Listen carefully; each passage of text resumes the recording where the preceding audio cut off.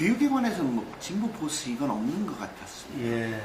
오히려 저 같은 경우에 이쪽 지역에 중앙 공무원들을 중심으로 해서 이주해 오신 분들이 주로 계신 지역에서 훨씬 많은 지지를 해주신 걸로 보면 예. 대한민국 교육 이대로 괜찮은가에 대해서 뭔가 변화가 필요하다고 하는 분들이 지지를 해주신 것 같습니다. 특히 이번 선거에서는 그 중간에 선거 과정에 정말 너무 아픈 세월호 사고가 있고 나서 예, 예. 대부분 어른들이 교육 이대로 안 되겠다. 아이들 하나하나를 정말 소중히 여기는 교육을 바뀌어야 된다라고 하는 것이 전국적인 공감대였고 그런 영향을 받았던 것 같습니다. 그 학생이라고 할 때 지금까지 모든 교육이 학생을 중심으로 있어 왔습니다. 그런데 문제는 그것이 실천되는 과정에서 모든 학생을 고르게 보기보다는 특정 학생들을 중심으로 교육했지요. 특히 이제 입시로 인해서 서열화된 속에서 그 지식 암기를 잘하는 학생 위주의 교육. 이것이 아니라 모든 학생들이 존중받고 모든 학생들이 스스로를 소중히 여길 줄 아는 교육. 여기 세월호가 좀 핵심이라고 봅니다. 그러니까 세월호 사고 나고 나서 보니까 우리 아이들이, 우리 국민들이 다 보는 상황에서 엄청난 사고를 당하고 나딱 보니까 그 애들 중에 공부 잘하는 아이는 많이 서운하고, 그 중에서 속썩이는 아이들은 좀 덜 서운하고 전혀 아니지 않습니까?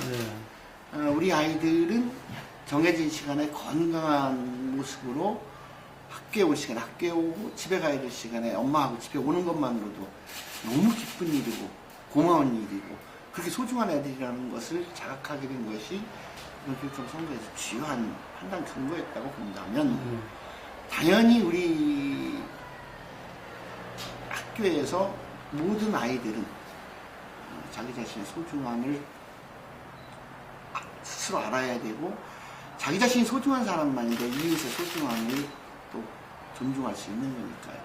민주주의의 가장 기본은 인간의 존엄성에 대한 존중이거든요. 그 정신, 민주주의가 실천되는 교실, 그건 다시 말해서 모든 아이들이 존중받고 따라서 행복한 학교, 이렇게 생각을 하고 있는 거죠. 그렇죠. 지식 암기 위주의 교육이 결국은 아이들이 질문을 금지했어요. 답을 주고 이것이 답이니까 외워라. 이것이 정답이다. 이게 왜 정답일까에 대해서 고민하고 상의하고 내 생각은 다른데 하는 이런 과정을 안 했던 거죠. 사실 교육이라고 하는 것은 아이들이 어떤 문제에 대해서 질문하게 하고 그 질문에 대해서 생각하고 토론해서 이것이 맞으면 맞는 대로 틀리면 틀린 대로 판단하게 하고 판단한 것을 자기 철학으로 가지고 자기 판단에 따라서 행동하고 행동을 책임지고 이것을 할 수 있게 가르치는 게 교육이어야 하는데 사실은 우리 아이들이 질문하려고 그러면 야 외워 쓸데없는 질문하지 말고 그건 나중에 대학 가서 해 이런 식의 잘못된 교육이 판을 쳤다는 거죠. 근데 이제는 정말 우리 아이들이 작은 문제도 왜 그렇지? 왜 그래야 하지? 의문을 가지고 거기에 대해서 같이 토론하고 그래서 그렇네? 난 이렇게 생각했는데 이게 내 생각이 틀렸었구나. 이래가지고 자기 생각을 갖게 하고 그거에 따라서 행동할 수 있게 하고 이래야 되는 거지. 무엇을 하지 마라. 이렇게 안 된다는 거죠. 스스로 판단할 수 있도록 도와주는 것이 교육이 되어야 하죠. 근데 사실은요, 교육부에서도 이미 오래전부터 계속 그렇게 변화해야 한다고 해왔습니다. 이제는 그 단순한 지식이 중심이 아니라 창의력이 필요한 시대라고 이야기했고, 창의력을 길러주기 위한 교육을 해야 한다고 했습니다. 근데 이것이 소위 보통 교육인 초중교육이, 초중고등학교 교육이 대학 입시에 너무 얽매여 있다 보니까 변화해야 된다는 건 알면서 하지 못했던 것이죠. 이것이 이제 지난 4년간 소위 몇 개 지역에서 했던 그 학교를 바꾸자. 실제로 아이들이 스스로 협력해서 수업을 하고 나니까 인성 문제도 많이 해결되고 실제로 그러니까 힘이 길러지더라, 힘이. 단순 암기가 아니라. 근데 그것이 성공한 학교를 이제 우리가 일반적으로 이제 혁신학교라고 부르지요. 네. 뭐 시도에 따라 조금씩 명칭이 다르지만 그거의 핵심은 학교 안에, 그러니까 모든 것의 교육의 중심이 교실이라는 거죠. 그러니까 선생님과 아이들의 학습 활동, 교수 학습이 중심이 되는 교육. 나머지 이제 교장 선생님이나 행정실이나 교육청이나 교육부는 바로 그걸 지원하는 역할을 해야 한다는 것이고, 여기서 그 대신 그 교수 학습이 이루어지는 현장에서 어떻게 되는가 하면은 이 최대한 자율성, 그러니까 이 학교를 어떻게 경영할까에 관해서 교사와 학부모와 교장 선생님과 다 같이 상의해서 민주적으로 토론하고 결정할 수 있도록 하는 민주성, 자율성, 이런 것이 실제 존중이 되는 학교가 되고 나니까, 그래서 혁신학교라고 하는 것은 딱 모델이 있어서 이 틀을 각각 적용하면 되는 건 아닙니다. 일정한 기준을 놓고 각 학교별로 적용은 달라질 수밖에 없는 것이죠. 이렇게 진행돼야 될 거라고 봅니다. 사실 이건 우리 세종시니까 시도해 볼 수 있는 것입니다. 세종시니까. 왜냐하면 세종시에는 저 표에 보시듯이 내년도에만 31개 학교를 개교를 합니다. 그 내후년에 21개 학교가 또 예정되어 있고, 이렇게 학교가 기하급수적으로 늘어납니다. 그런데 이제 그동안 그 수요 예측이나 뭐 이런 게 좀 잘못돼가지고 학교 부지가 좀 부족해서 원래 24학급으로 학교를 지으려고 학교 틀을 만들었다가 학생이 갑자기 많이 들어오니까 뭐 요번에 개교한 9월에 개교한 학교도 초등학교가 24학급으로 처음에 기획한 학교가 44학급 하나, 50학급 하나로 이렇게 개교를 하게 됩니다. 그러니까 많은 문제가 생기지요. 그래서 이런 부족한 학교 부지 문제에서 이제 초등학교나 중학교를 고등학교 부지로 확정됐던 곳에 좀 배치를 하고, 고등학교를 좀 몇 개 학교를 좀 새로운 부지를 형성해서 종합하면 좋겠다. 이게 굉장히 좋은 것이, 이곳에는 아직 이제 지금 기획 단계고 세부 용역을 지금 이제 그 발주해서 구체적인 상과 그 안에서의 교육과정을 이렇게 연구하고 있습니다만은, 간단히 얘기하면 4개 내지 5개의 고등학교를 한 지역에 이렇게 배치하고 공동으로 사용할 공동시설을 함께 지음으로써 우선 시설 투자비부터 줄게 되는 것이죠. 훨씬 질 높은 시설을 짓게 되고, 그러니까 네 학교 각자 강당을 짓는데 들어가는 비용보다 네 학교가 함께 쓸 수 있는 강당을 지을 때 비용도 줄어들고 오히려 훨씬 질 높은 그런 시설을 할 수 있는 거죠. 그러니까 종합대학 안에 각 단과대학을 이렇게 생각하시면 되는데, 그리고 교육과정 운영에 있어서도 학생들이 원하는 것을 충분히 가르칠 수 있게 된다는 겁니다. 예를 들면은 뭐 제2외국어를 딱 상정을 해봐도 교사가 가르칠 선생님이 계시냐 안 계시냐에 따라서 아이들이 나는 불어, 나는 독일어, 나는 일본어, 나는 중국어를 배우고 싶어도 그 모든 학교에서 그걸 준비하기 어렵거든요. 그런데 이 4학교, 5학교를 같이 묶어놓는다 그러면 각 학교에서 3명, 4명, 5명만 한 배우고자 하는 학생이 있어도 이 반이 한 반이 형성이 되고, 그리고 선생님들이 각 학교에 이렇게 있다 보면 충분히 같이 수업을 할 수 있게 되는 것이죠. 등등. 어쨌든 훨씬 더 학생, 그리고 또 예를 들면 하나만 말씀드리면 각 학교 영어 선생님들이 필요할 거 아니에요. 근데 네 학교 하면 이제 영어 선생님 한 20명이 모이시게 됩니다. 일상적으로 자기 교과에 대해서 연구 활동할 수 있고 같이 토론할 수 있으면 훨씬 수업의 질이 높아질 것이고, 그래서 그 캠퍼스 고등학교에 대해서는 굉장히 많은 분들이 관심을 가지고 계시고, 각 기관에서도 이것에 관해서 물론 이게 될까? 얘는 처음 하는 시도니까 이런 우려의 시각도 있지만, 이것이 되면 뭔가 획기적인 변화가 있겠다는 기대가 있습니다. 지금 가능한 부지도 지금 어떤 데 예정할 수 있는가 이런 것들도 같이 행복청과 상의하면서 좀 알아보기도 하고, 제대로 된 계획을 세워서 정말 대한민국 교육의 새로운 모델을 한번 제시하고 싶습니다. 실제로 우리 아이들에게 거대한 공약도 필요하지만 정말 아이들 처지에서 정책을 세우자. 이 정신을 그렇게 표현했는데요. 실제로 의자 문제는 심각합니다. 실제로. 그래가지고 아이들 체형에 맞고 필요한 의자를 지금 고3부터 교체해 드리려고 하고 하기로 예산 독재를 세웠고 새 학교, 새로 짓는 학교의 의자부터 이렇게 하려고 하는데 또 이제 여러 가지 실행 차원에서 문제가 있는 것이 학교 비품을 마련하는 것은 중소기업 제품만 해야 한다거나 이렇게 제한들이 있습니다. 근데 지금 취향에 맞는 아주 좋은 의자를 개발한 건 이제 불행하게도 대기업이에요.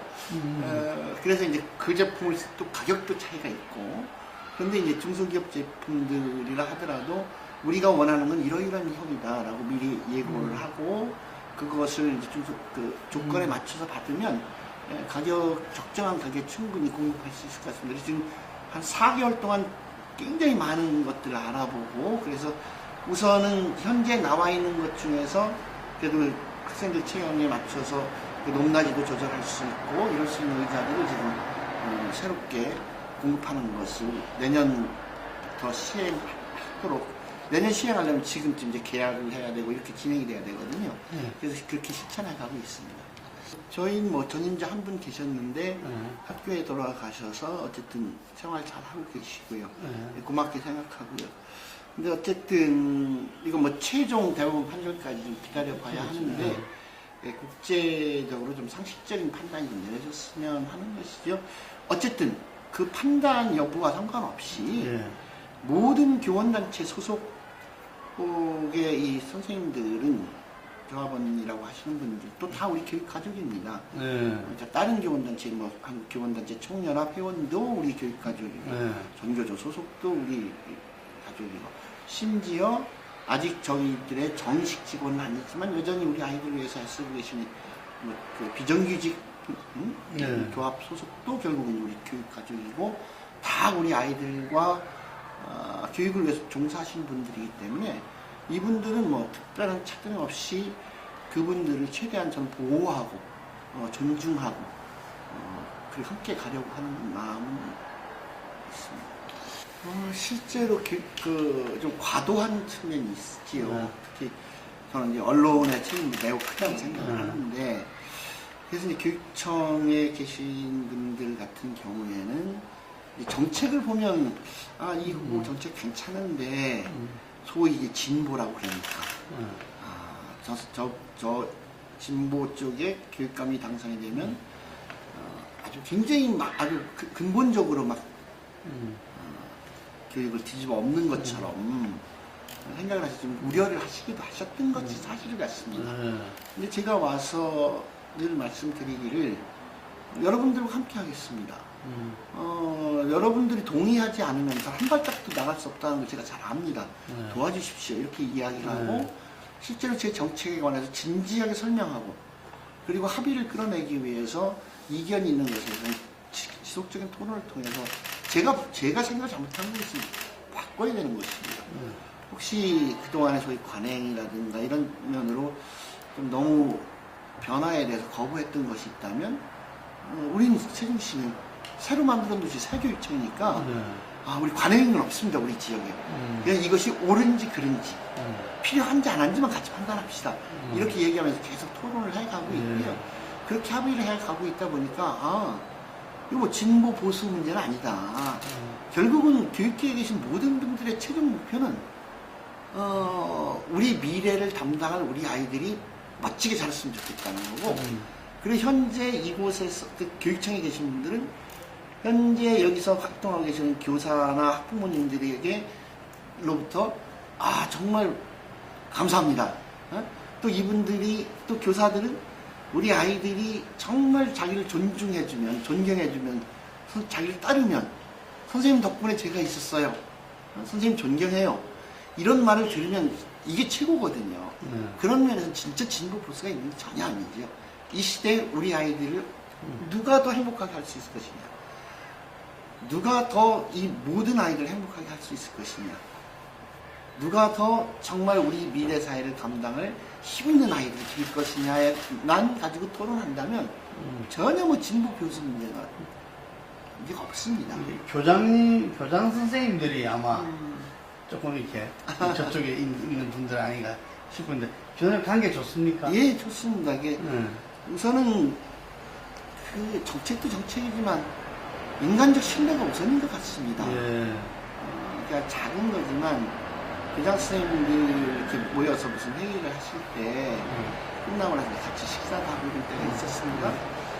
그때 제가 대개는 모이시면 제가 시간 맞춰 가든가 보는 거잖아요. 근데 제가 좀 한 15분 일찍 가서 입구에 서서 들어오시는 분들한테는 다 맞이하고 말씀드릴 때도 정말 솔직하게 교사 선생님들 안 도와주시면 저는 정말 학교를 변화시키고 싶습니다. 근데 각 학교에 교육감은 교장 선생님이신데 교장 선생님께서 안 도와주시면 좀 못합니다.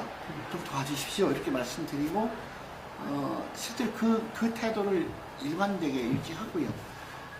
각 학교를 다니거나 교장 선생님 뵐 때도 이렇게 하십시오. 이건 좀 옳지 않은 거 아닙니까? 아직은 그 토론 그런 걸 하지 않고 어디 갔더니 이런 좋은 교장 선생님이 계십니다. 어디 가니까 이렇게 하는 걸 보니까 너무 좋던데요 하고 좋은 사례, 우수한 사례들을 주로 말씀드리고 그렇게 하면서 지금 접촉을 하고 있는데 우선 교장 선생님께서 이제 굉장히 마음의 벽을 허물고 편안해 하시고 제 이야기를 좀 많이 들어주시고 그 단적인 예가 저희가 제 취임하고 제일 먼저 이제 자율적으로 저희가 혁신학교를 하고 싶으니까 이게 뭔지 여기 처음이니까 모르시잖아요. 연수하고 싶으신 분들 신청해서 자율적으로 하게 해주십시오. 그리고 혹시 학교에서도 신청하면 저희가 가겠습니다. 이렇게 말씀을 드렸었어요. 근데 47개 학교 중에서 28개인가요? 그러니까 학교에서 연수한 게. 그래서 경기도나 서울이나 뭐 전라도나 이미 먼저 했던 곳에 우수 사례를 낸 대교장 선생님들이나 장학사님들, 뭐 경기사도 있지만 이분들 초청 강사를 이제 해드렸는데 대체적으로 지금까지 보면 선생님들 몇 분이 원하신다고 해서 교장 선생님이 우리 학교까지 부를 거 뭐 있어 이러면 안 되는 거잖아요. 근데 그렇게 많은 학교가 이렇게 신청할 수 있었던 것은 그만큼 교장 선생님들께서 많이 마음의 벽을 허물고 함께 하려는 적어도 제가 하려고 하는 것이 우리 아이들을 위한 것이다.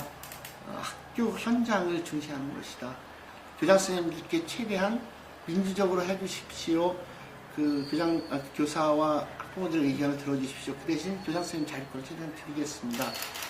예산 하나라도 더 자율적으로 판단해 쓸 수 있게 하겠습니다. 하는 이런 말들을 구체적으로 믿어주시는 것 같고 계속해서 존중하면서 해야지 작전입니다. 어쨌든 학교의 학습 역량을 좀 강화시키긴 하되 이게 자율형 사립학교 문제도 그거 같은데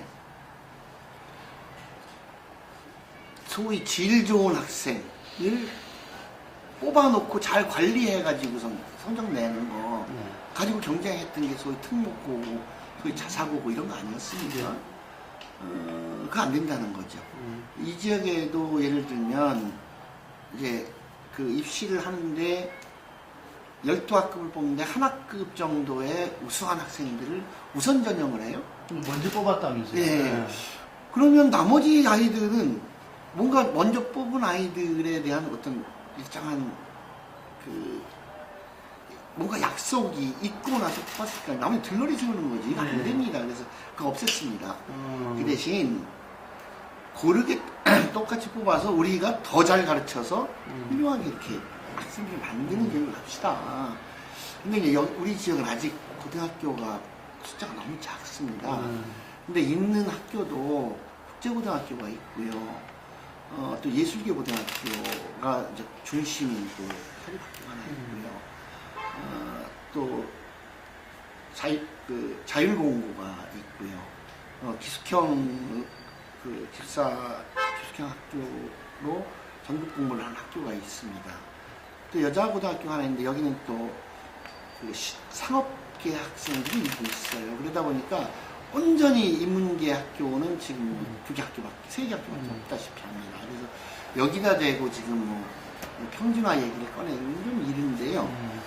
그러나 이제 자율형 공립고등학교도 있고 한번 지정하면 4년이 지나야 되니까 그것이 지나는 시점쯤 고등학교 일정에 수가 생겼을 때는 거기서 1등 학교, 2등 학교, 3등 학교 하는 순위가 매겨지는 것은 정말 막아야 되겠다 싶어서 평준화를 기본 원칙으로 가되 이것이 하향 평준화가 되지 아니하고 정말 선의 경쟁을 통해서 질 높은 것이 되기 하기 위해서 고등학교에서의 혁신학교를 어떻게 적용시킬 거냐에 관해서 준비를 좀 더 하려고 합니다. 내년도에는 일단 초등학교, 중학교만 지정을 하고 고등학교 부분은 좀 더 깊이 있는, 어차피 현실적으로 있는 대학 입시라고 하는 속에서 이것 개혁을 위한 노력을 우리가 바깥에 하더라도 실제로 실력이 좀 더 향상되기 위한 교육과정 운영이라든가 이런 것에 관해서 고민하면서 가려고 하고 있습니다.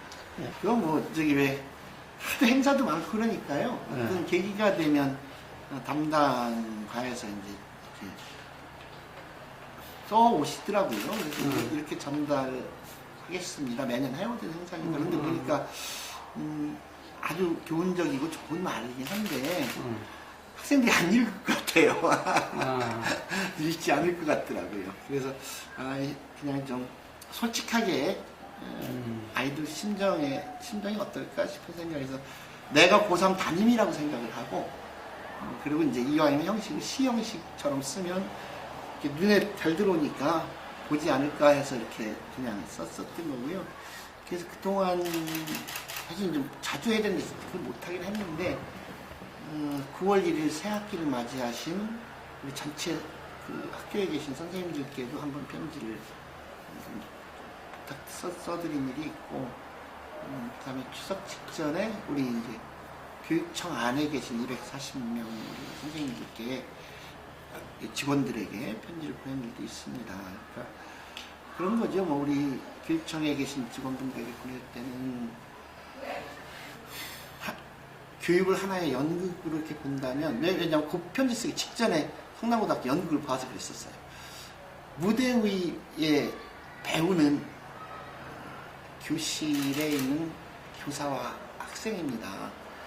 나머지 교장, 행정실, 교육청, 교육분 다 내를 돕는 스텝입니다. 스텝은 정말 배우가 최고 연기를 할 수 있도록 조건을 만들어주는 것이지 스텝이 자꾸 무대 위에 올라가고 뭐 이러면 망칩니다. 우리 이쪽에 있읍시다. 그리고 일단 저희는 더구나 공무원이기까지 하니까 저희들은 언제나 국민 앞에 의리고 부모 앞에 저희가 의리입니다. 혹시라도 이렇게 몸짓이 혹시 몸에 뱉거나 그런 생각이 있으면 그런 거 하지 맙시다. 뭐 이런 식의 우리 현장 선생님들께는 저 계획을 쭉 말씀드리고 이런 게 맞는지는 잘 모르겠습니다. 선생님들 같이 만나서 좀 전 만나서 얘기하고 싶으니까 저 좀 오라고 좀 해주세요. 뭐 이런 식의 솔직한 편지를 이렇게 보냈었습니다. 다행히 아직 근데 데이트 신청은 없고요. 근데 이제 그 댓글이나 뭐 이렇게 아까 답은베스 답신을 많은 분들이 주셔서 지속적으로 그런 해나갈 작정입니다. 대한민국 교육 정말 바뀌어야 한다고 하는 것에 전 국민이 동의를 하고 계신 것 같습니다. 어떻게 바뀌어야 할까요? 여러 가지 이야기가 있을 수 있지만 우리 미래를 담당해야 될 우리 아이들이 정말 자신 있게 그리고 행복하게 자라는 것이 가장 중요한 것 같습니다. 자기 자신의 소중함을 아는 사람이 이웃의 소중함을 배려할 수 있습니다. 자기 자신의 소중함을 아는 사람만이 자신감을 가지고 행동할 수 있습니다. 우리 아이들 그렇게 키우고 싶습니다. 어려서 행복해보는 아이들만 어른이 돼서도 행복할 줄 압니다. 우리 아이를 그렇게 키우고 싶습니다. 이것을 위해서라면 우리 모두가 학교가 교수학습 중심이 되도록 선생님과 아이들이 중심이 될 수 있도록 지원해야 합니다.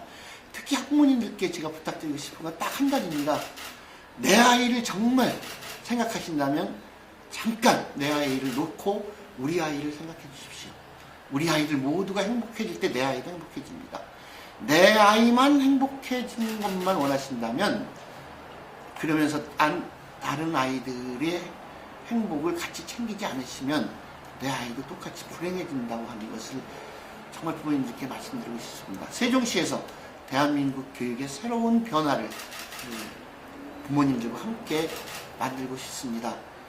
지켜보지 마시고 함께 해주십시오. 고맙습니다.